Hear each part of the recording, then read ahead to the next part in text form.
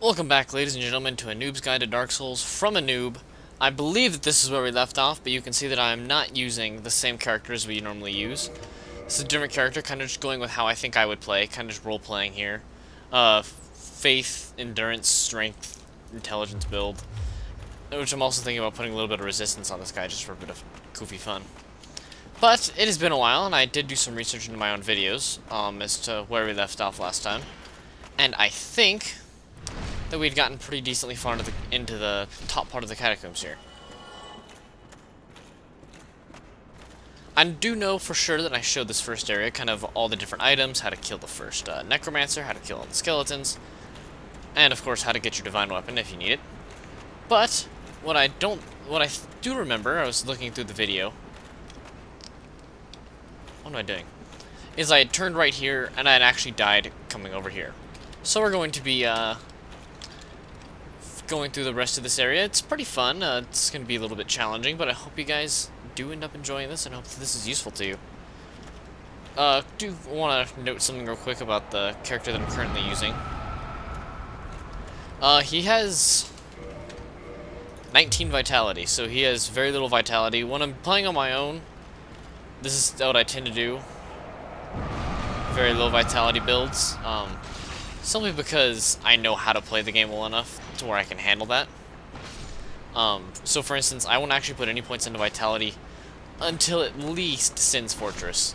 If not, Anor Londo, just to help deal with those stupid archers so I can take one hit from them at least. Forgive the brief pausing on my mic. My throat's feeling a little funny today, so if you hear my voice cut out, it's, well, one of two things. One, I forgot to unmute my mic. Or two, instead, I'm just coughing or doing something horrible. Taking a drink of water or whatnot. Alright, let's push this lever to, flip the bridge over. And let's go. You can see I have a lot of pyromancies equipped, but kind of just in the style of the other character I'm using. I'm not going to try to use them. I'm going to try not to use them, I should say. Just kind of in the spirit of that. Now, approaching this bridge is a little bit difficult because, as you can see, one necromancer stands at the end of the bridge and he'll continue attacking you. But these two guys enjoy coming forward, so you want to be very careful, move forward with your shield up. And a lot of the times you'll see what just happened there. If you move back, let these guys come towards you, oftentimes they'll end up killing themselves. Just by falling off the cliff. And as you almost saw me do there, you want to be exceptionally careful with falling off, because it's rather easy to do. I do have his Zweihanda, by the way. Which is just because I love this weapon, not necessarily because... Whoops, you're still alive. Not necessarily because I wanted to go through with this specific area with this Zweihanda just for you guys, but we'll get to that area in a moment. Let's continue exploring down here. We want to be very careful moving into these different areas. Simply because usually there will be a skeleton in here, but if you have a divine weapon, I have the divine battle axe +5, by the way. Let me just confirm that. Ow. Yeah, divine battle axe +5. Then with my stats, something's actually turning out to be very useful. I love the battle axe's moveset. I just didn't know how well the divine one would end up working out. Alright, so you come down to the bottom here. First thing you're going to want to do is explore a little bit down here, down the spiral staircase. Be very careful, as you can see, a necromancer is down here. One thing that you can do to get some of the skeletons to kill themselves, as you just saw, is block and then continue moving forward. Or continue moving backwards, I'm sorry. And some of them will usually jump off to the cliff. Now, coming up here, you want to be very careful with this necromancer. He's a jerk. So be very careful with how you lock onto him, if at all, because as you saw, his body will fall down, so sometimes it'll drag you with it. Alright, so now, coming to the bottom of this staircase, I want you to come over here and push this lever in. It's going to be very important for allowing us to progress later. I'd also like to point out that I am actually human, so at some point we might actually get invaded. Which, not something that is intentional or that I would enjoy doing for this playthrough, but if it happens, I'll show it. If not, whatever, it's not a big deal. Alright, this is a noob's guide, so I'm going to show you guys exactly where I just went. Alright, so you're at the base of the first part of the staircase. You haven't gone down into the depths of it yet. Moving past the room with the item, we're going left. And turning left again. And right down this hallway, you can see an entirely new area. Very cool, but this is going to be the most important area for you. Coming all the way over here, you're going to see a ladder. And if I remember correctly... Yep. If I remember correctly, I think it was in the first episode, I was thinking about what on earth that the hidden bonfire in this area was. There is a hidden bonfire, and coming atop the ladder, by the way, well, I had to turn that over to access the new area. Or not the new area. I was wondering, where's that new bonfire? I don't remember if it was in the footage that got deleted or not, but I spent some time looking for it. I think it was in the footage that got deleted. On and off camera, I spent a lot of time. So, you want to come up here to this hidden bonfire. This is going to be super useful for you, because this area is honestly quite frustrating. It is annoying. Dying gets you set all the way back to the beginning. You don't want that. So definitely this secret bonfire is exceptionally useful for you. Highly doubt I can level up with only this many souls. Alright. We are, real quick, just going to jump off and kill ourselves so we don't get invaded. And don't worry, I haven't forgotten about that room with the Adam. Alright, we died. Not a big deal, we did intend to do it. Alright. Now that we are hollow and we cannot be invaded. By the way, I'm wearing the Wolf and Chloranthy ring. I think I'm also wearing those in my main playthrough. But again, I'm not trying to parallel these two runs. It's just with heavy armor, those are the two that work really well. I really love having the bonus 40 poise with heavy armor. And I really love having the Chloranthy ring for heavy armor. With the +5 Battle Axe, Divine, these guys are really, really simple. Two-handing will kill them in one go. Strong attack, that is. And then a regular attack, you gotta do 2 hits. And for me, with this much poise and this much, just resistance, it's ridiculous. And by resistance, I don't mean the stat, even though I'd said earlier that I wanted to invest in the stat just to be silly.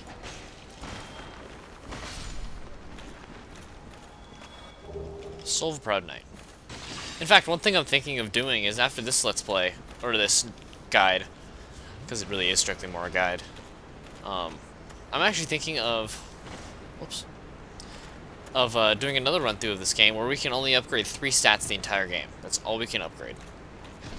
Alright, so the thing you want to remember about this area is right when you jump off and you see the broken staircase, go to your right. You can roll off, that's usually the safe way, but when you come down to this ledge, be very careful, because if you hit the top, you'll fall off, so definitely rolling off is your safer option. But you can see up here, this is actually the room where you turn to the first lever, is the Great Scythe, and the Great Scythe is a very, very powerful dexterity weapon. It causes a lot of bleed, it has a huge reach. I like it a lot, actually. Probably one of my favorite weapons in the game. But coming over here, you can see what looks almost like 2 graves. Step on the left one. I believe the right one will do it as well. And you'll see that the ground collapses on us. Now, this would be a little bit problematic if I didn't know what I was doing. If you don't know what you're doing and you're a little scared of this, don't worry. Just block through the explosion of these skulls. You're actually going to want to turn down this passageway.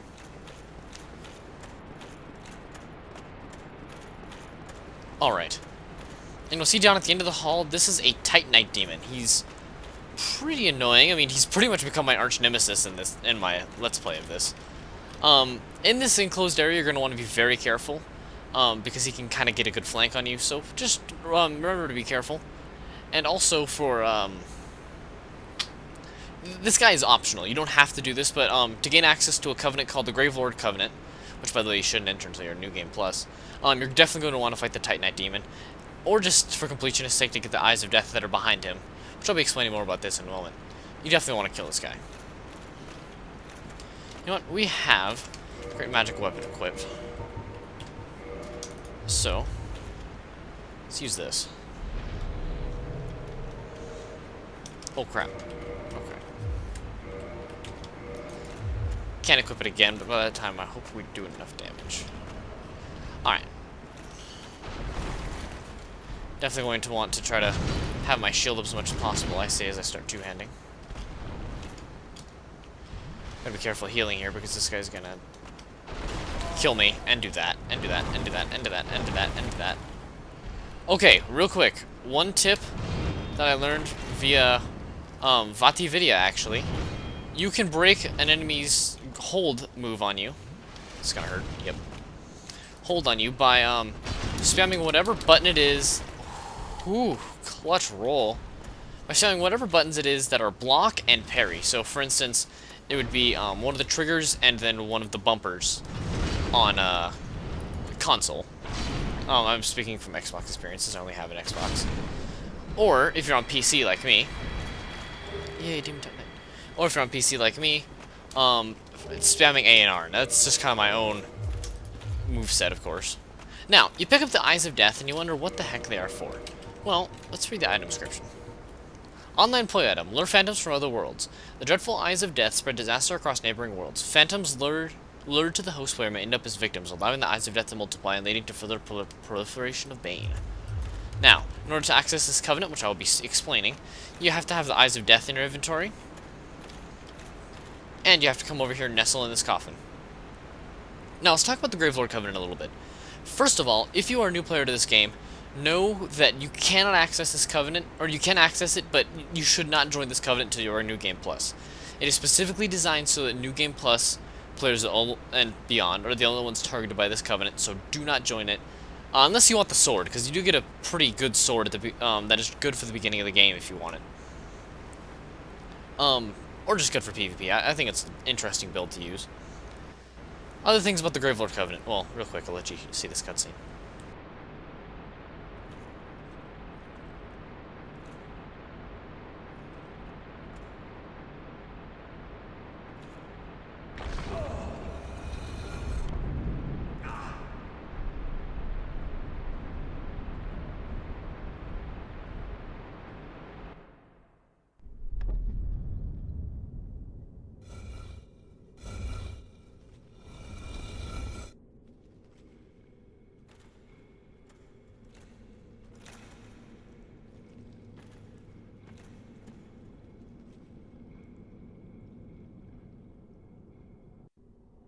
So a couple things you should know about the Gravelord Covenant.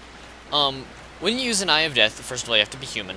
It infects the worlds of other players so that enemies in their world become exceptionally powerful. And I really just want to show this off to show it off. I'm not interested in joining the Gravelord Covenant. I'm a Princess Guard. I'm just role-playing that. But yes, you infect another player's world with exceptionally tough enemies. And so they can invade through the sign, which your sign appears where you, with a place where you use the Eye of Death. They can invade through that, and then if you kill them, you get more Eyes of Death, souls, and I think humanity. Forgive me, I've never actually used this covenant since I never have gotten to New Game Plus.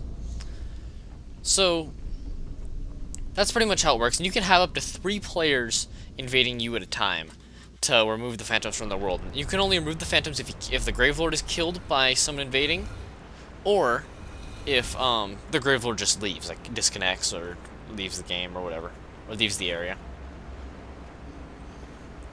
So yeah, that's the Gravelord Covenant, just a little brief introduction. Alright. Well, I would say that killing that Titanite demon went rather well, wouldn't you? I would say so.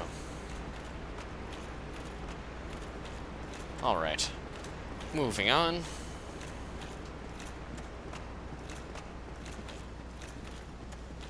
You can see over here is a ledge. Now, what would you want to do with this ledge, you may ask? Actually, a few things. There's a speedrun tactic of this, where you jump down from up there onto this ledge, and then you can move on. I've used it several times to get through, to get to this covenant at the beginning of the game, just so I can get the sword. Or to show off that I can, or just to be silly. I've also done it when I really just don't want to deal with this area. I don't recommend it for new players, because it's actually kind of difficult to pull off, and it's going to take several tries. So the amount of frustration and death's just not worth it for a new player, in my opinion. You may feel differently, but that's just, you know, how I think that you should play. And besides, if you're a new player, you want to experience the game, just don't skip anything, you know? Alright, coming over here. Basically, expect skeletons around every corner, and you can see that guy tried to parry me, but he failed, because he sucks. And we're at another room with a staircase. However, coming over here, you can see a wall. Treasure, that is actually a developer message. Whenever you see a helmet like that, that is a developer's message. You want to be very careful entering this room, because as you can already see, there are plenty of archers. And they're rather annoying. Oh, we got some humanity. But they're easily dodged just by kind of continuously moving, keeping your shield up as you walk around. And the good thing about having your shield up all the time when walking around is that you're generally fighting enemies, so your shield's going to be up.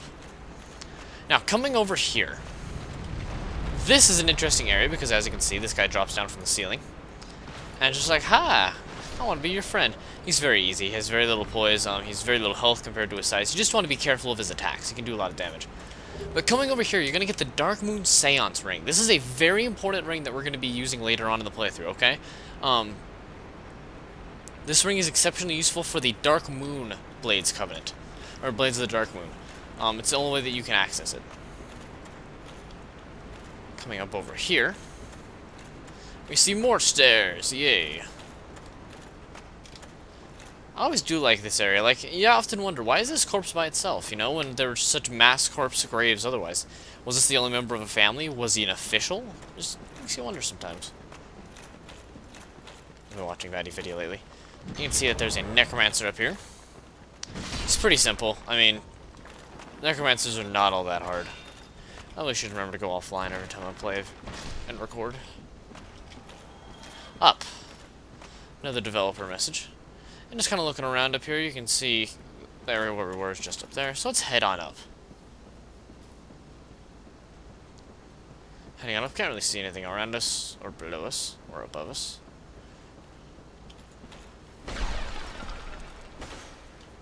Alright. Moving around over here. We see... Aww. Did not mean to do that. Okay, well, I'm not in all that much of a predicament here. If you do end up falling down, don't really worry about it. As long as you have enough armor, you should be able to tank all the hits that they give you. If you have... Oh wow, we fell all the way down here. Okay, I don't actually know where that took us.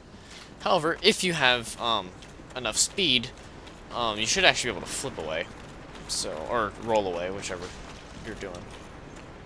I don't know your builds. I'm sorry. But yeah, either one is not that hard. We're just going to try to see if we can run through. Do that. It is possible to, I believe, roll down from here, but I don't remember if you have to do something special, and I don't want to die during this episode, so... Besides, we're not all that far away.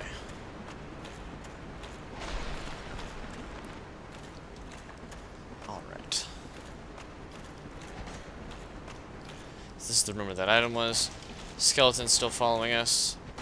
Annoying. Half tempted to just use a Homer Bone to go back to our bonfire, but... Jerk. Jumping around. You're annoying. But I don't think we will. Get a little more practice walking down these stairs. The another real danger is if you glitch through the stairs like you saw I just did. Nothing I can really help you with there. Ah, so it was just the left one. I always just took the left one. I didn't know for sure. Alright, we're already all the way back. If this looks kind of confusing, or if you're kind of confused with this area, you can just use this, run back as a little bit of a... How to just get around, you can just use it as a visual guide. Since I know I'm not the best at always giving guides on exactly where to go, because this took me a long time to figure out how to get to. Alright, so let's just drop back down. Not a big deal. And again, for those of you who don't know what the Necromancers do, the Necromancers allow the skeletons to respawn unless you're using a divine weapon. So kill the Necromancer in the area, and the skeletons will not respawn, even if you use something that is not a divine weapon.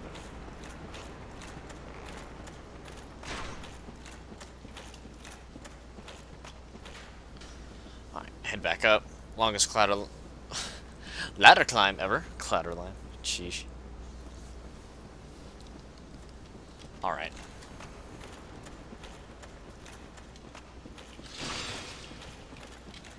I almost just fell down again. You see the miracle Tranquil Walk of Peace. This is a miracle that is very effective in PvP, even though you're probably going to get labeled as a jerk while you do, if you use that. Basically what it allows you to do is everyone in the area is forced to walk like this. Almost as though you're over-encumbered. Or not almost as though you are over-encumbered. Can't roll, can't run, just everything like that. Alright. So now let's head across this bridge and through the fog. I actually think that this episode is going to be divided into 3 parts. Alright. Because this does feel like it's been going on for a little while. Let's just continue exploring, though.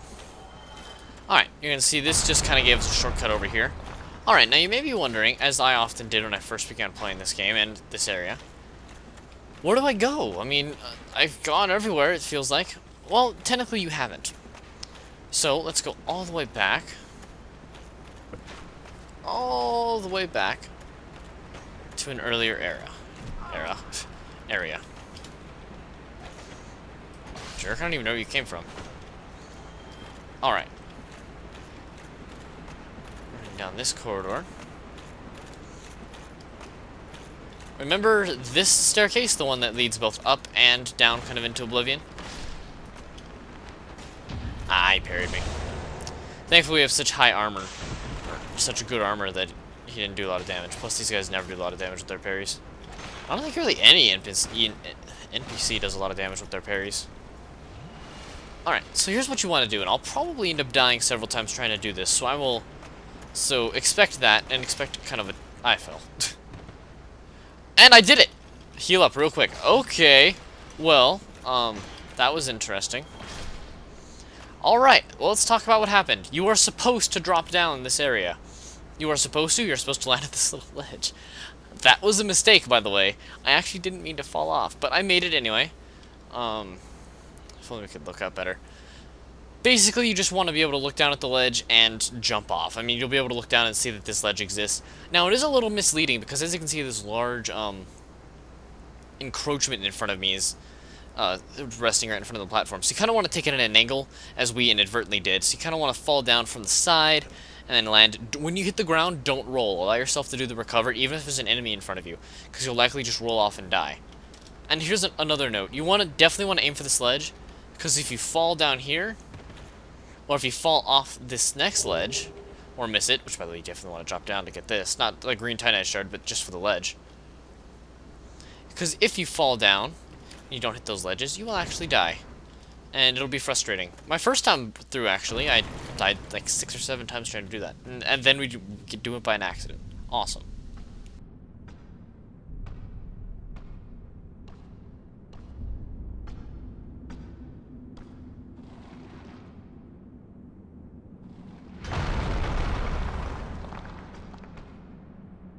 Be gone with you. You'll spoil my focus.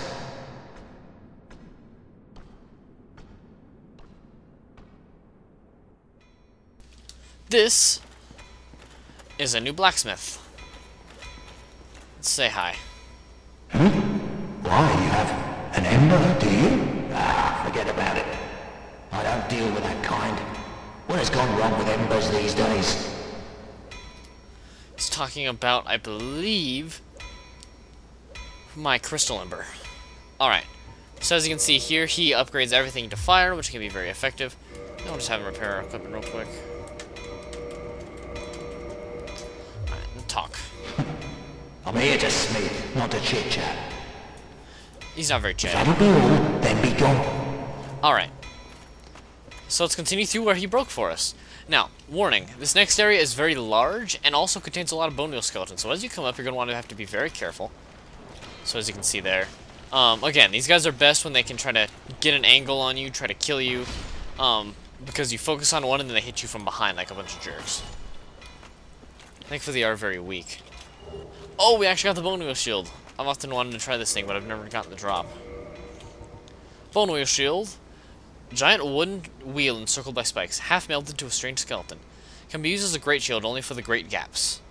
But at least the spikes turn into weapons with a good spin. Strange indeed. People often like to use this in kind of troll builds or goofy builds. I can't talk all of a sudden. Why not? They often like to use this because it actually has a pretty awesome attack. Get that guy to kill the skeleton for us, because why should we? Alright, let's head over here and kill these jerks. Oh! We actually pulled this guy. Okay. There are 2 separate Black Knights in this area. I think there are 2. Yeah, that hurt. Oh crap, oh crap, oh crap, oh crap! This is a bit of trouble. Alright, so what you want to do if you're in a little bit of trouble is you want to fall back. Fall back to where the blacksmith is. And you can kind of tell where he is by the way that, the corridors form, because as you can see here, we're in a little bit of trouble. And the bone wheel skeletons cannot get through there, by the way, which is nice. Alright. Black Knights. Kind of scary, kind of horrible, and especially this guy.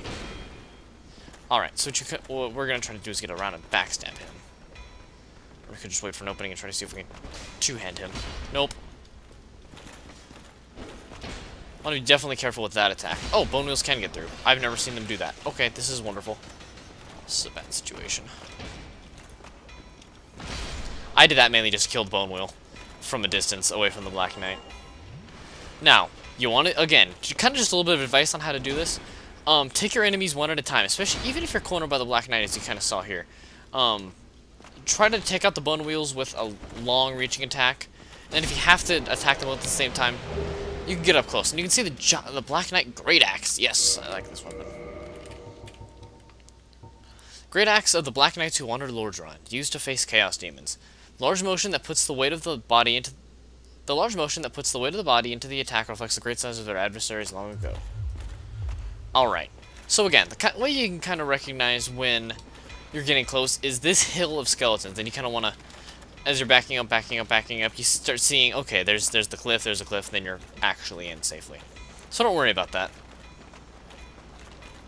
We do need to continue exploring before we head on over there. By the way, this is just going to be, I decided this is just going to be one long part of an episode.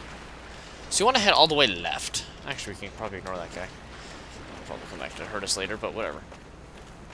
Want to head all the way left, come over here, and be very careful of this skeleton trap. Because these skeletons are right around the corner, and the Necromancer is as well. Yep, there's the bone wheel, but thankfully the reach of this battle axe hit him from behind. And we got more humanity. Alright, so you want to come over here and climb this ladder. I assure you it's moderately safe. The Black Knight is actually up here, not directly above the ladder, but he's up here in the area.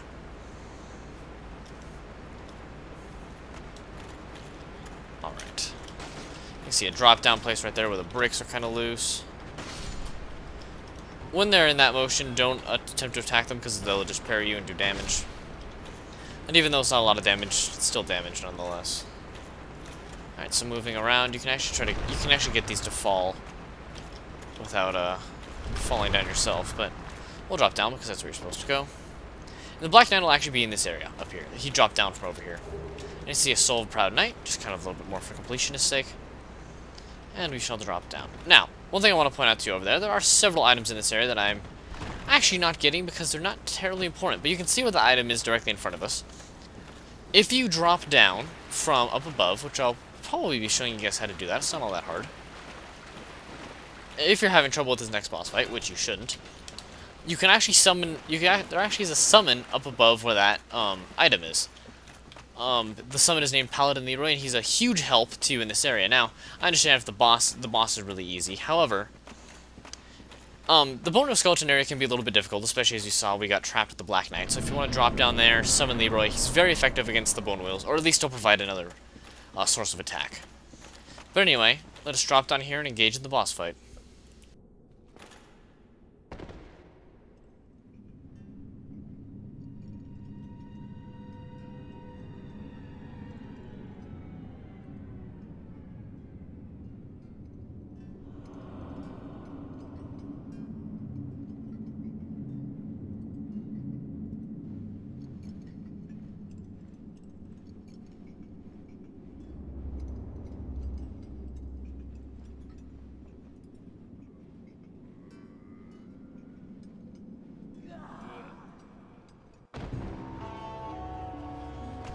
This is Pinwheel, the Necromancer. He's actually a pretty fantastic boss.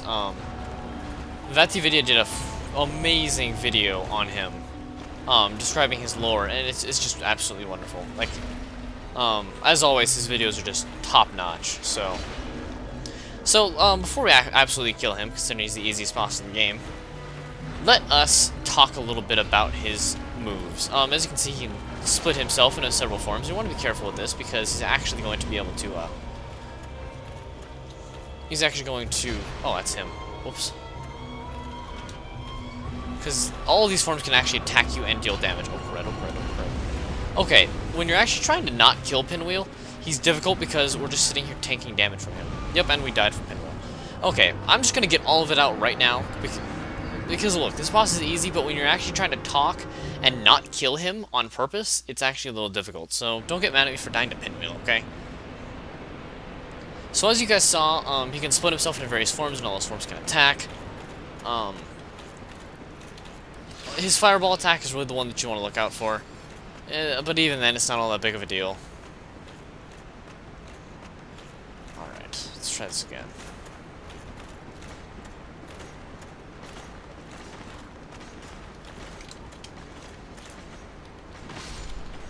Otherwise, his other attacks are not that hard. He takes super, super high amounts of damage. Sorry, I was just kind of thinking and focusing.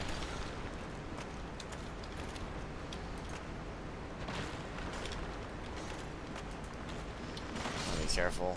There's still a necromancer down here, I think, as well. Alright, so looking down, you see the ledge is right there, so let's just drop off. And miss completely. See what I mean? You just die immediately. And we lost 27,000 souls to humanity. I'm not mad at all. Alright, let's try this. This will be the last death I show if I do indeed die. Let's cure that. Ow.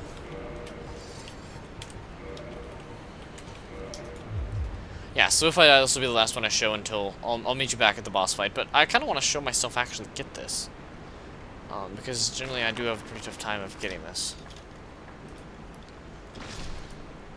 There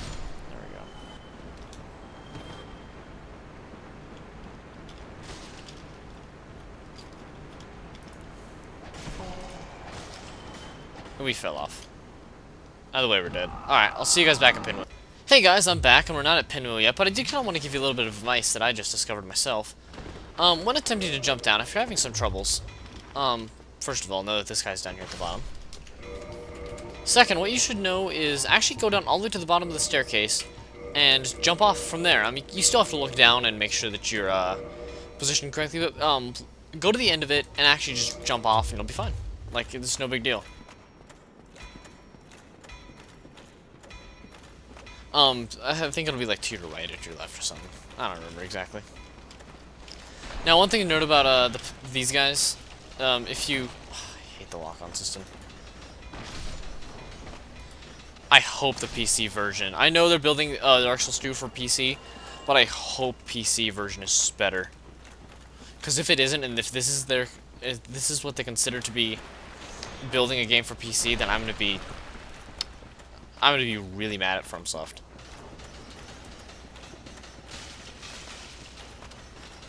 As you can see, just attempting to outrun these guys is just going to get you damaged. And actually running through the fog, they're just going to follow you, actually. So, want to be careful with that. Now let's go kill Pinwheel and put it into a very long episode. It's probably going to take me a long time to render. Alright. You probably should not put away your divine weapon. You're still going to need it moving on, but let's do it. Let's just use this Vihonda, because as you saw earlier, ridiculous damage.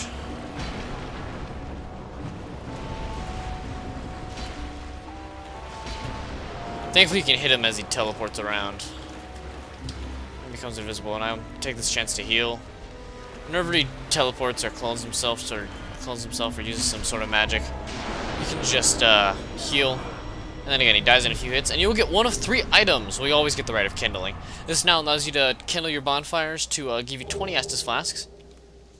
Yeah, by Rite of Kindling, you can now kindle beyond normal limit. Thank you. Then you get one of 3 items. You got the Mask of the Father. What in the world?